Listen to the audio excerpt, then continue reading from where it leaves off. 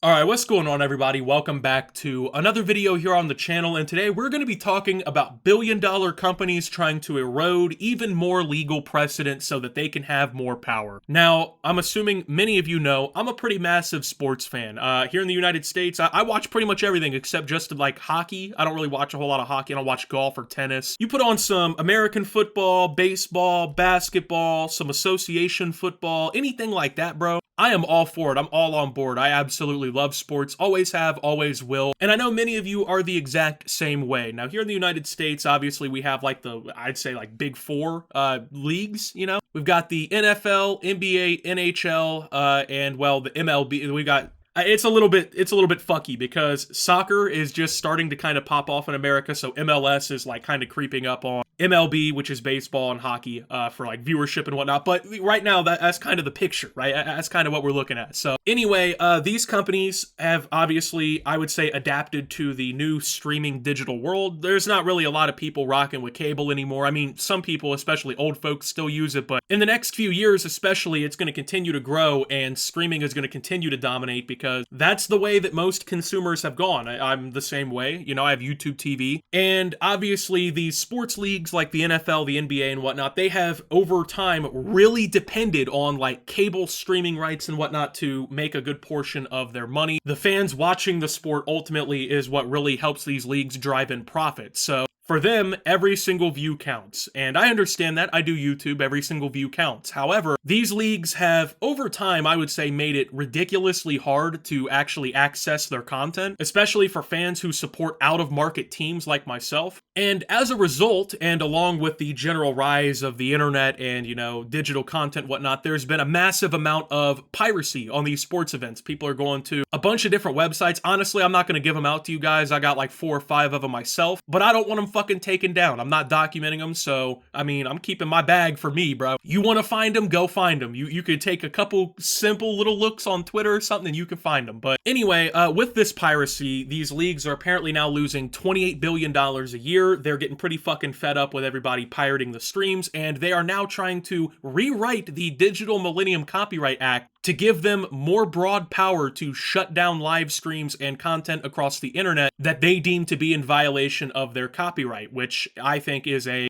disastrous possibility. I don't think that it should happen. And ultimately, I think these companies are basically shooting themselves in the foot even more. So when governmental intervention and involvement potentially impacts the NFL in a negative way, some will say of the politicians and bureaucrats, don't they have anything better to do when the NFL hopes to harness the power of the government to achieve the league's objectives? The question is never asked. According to Andrew Cohen of FrontOfficeSports.com, the NFL, NBA, and UFC are trying to get the US Patent and Trademark Office to take more aggressive and effective action against illegal streaming. The goal is to update the Digital Millennium Copyright Act so online service providers can take down illegal streams more quickly. Unfortunately, UFC, NBAP, and NFLP's shared experience is that many OSPs frequently take hours or even days to remove content in response to takedown notices, thus allowing infringing live content to remain online during most anticipated moments, or even the entirety of a UFC event or an NBA or NFL game, the joint letter explains. Currently, the DMCA requires illegal streams to be removed, quote, expeditiously.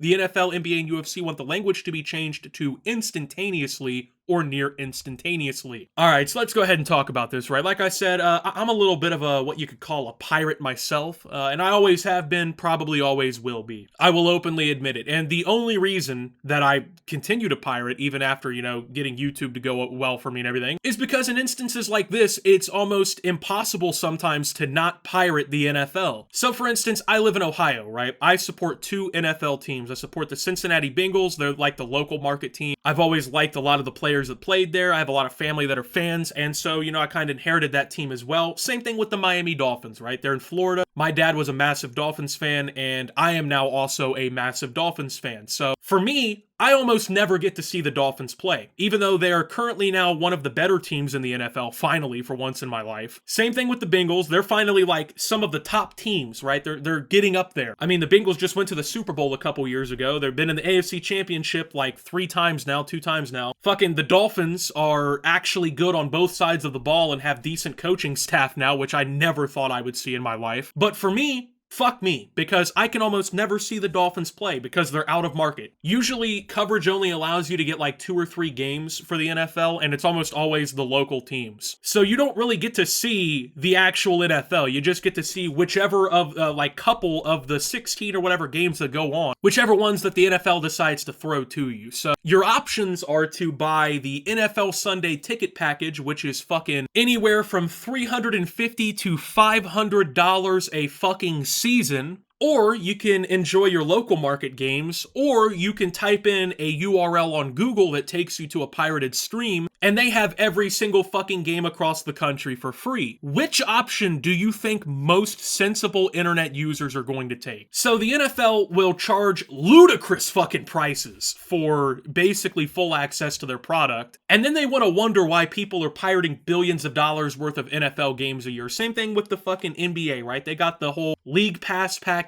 where you can get full league access or whatever. That's fine. Most people are not willing to pay these prices. Like, you got people that are legitimately like planning to cancel Netflix, right? Because it's like $18 a month, and it's got fucking thousands of movies and TV shows for you to watch at your own instant. You really think that people are gonna pay half a year's worth of $500 to see football games that they can steal for free? And then they wonder why people suddenly are pirating all these fucking games from all these leagues. Like, for instance, I pirate UFC fights pretty frequently. Now, I love UFC, I really do. It's fucking awesome. I enjoy the fights, the cards are good, I like the drama between the fucking fighters. It's fun to watch, right? It's good to get the boys together and watch. However, most of the UFC cards that I've wanted to watch in the last like year or so, not only do you need to buy the ESPN Plus monthly subscription that has nothing to do with UFC, but then once you have that, you get to unlock the all new special price of $80 fucking dollars. Yeah, that's right.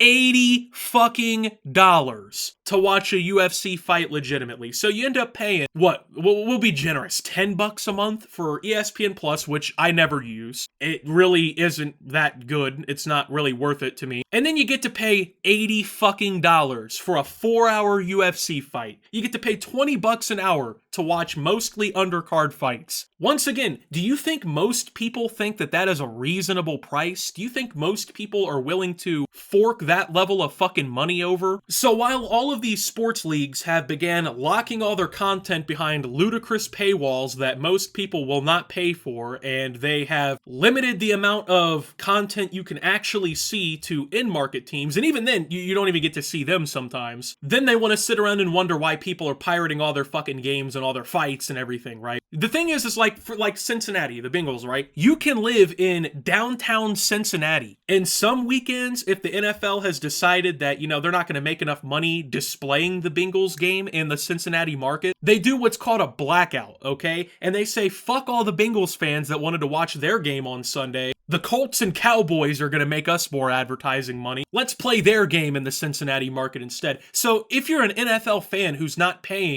bonkers fucking amounts of money for NFL Sunday Ticket, which by the way, I do, just to clarify, I have NFL Sunday Ticket. Goodell, you can suck my dick, buddy. You got the fucking YouTube money out my pocket. You don't need to ruin copyright law for it now. So if you don't have that, the NFL basically tells you to go fuck yourself. And so these people have done what internet users have always done when content becomes even harder to actually access and gets put behind even more ludicrous paywalls, and they're just pirating the fucking games. It doesn't make sense, and then they want to rewrite the copyright law. They want to figure that all out. So apparently these billion-dollar companies that, are making ludicrous amounts of money, they need to rewrite the laws that affect your everyday life so they can target these people way easier. And by the way, there is no way that this whole quote-unquote instantaneous takedown of copyrighted content is ever going to happen. It's simply not feasible for that to happen. There's no way for most of these services, which at this point are way too large, to instantaneously take down content. Can you imagine, for instance, if somebody filed a copyright complaint on YouTube and YouTube had to immediately take content down? Do you realize what that would do? YouTube would have to hire like 100,000 employees just to sit around waiting for copyright requests so they could instantaneously take them down. It's not feasible. It's not possible. Online systems have evolved to a point beyond that, bro. It's not like these websites have 3 different displays going on and they can just fucking click one off, right? That's not how this whole thing goes. These are legitimate criminal operations, man, and they're not just going to instantaneously take shit down. It's just never going to happen. Now, they've already tried doing shit like this before. There's already been attempts to, stricten copyright laws and make it even harder to do things. And all it's ever resulted in is more ingenuity from people who want to steal shit for free. I mean, remember when they tried to take down Napster 20 years ago and shit because people were pirating music through it? Sure, you don't see Napster anymore, but now you have the Pirate Bay, you have mega files, you have fucking links everywhere to everything, right? Like,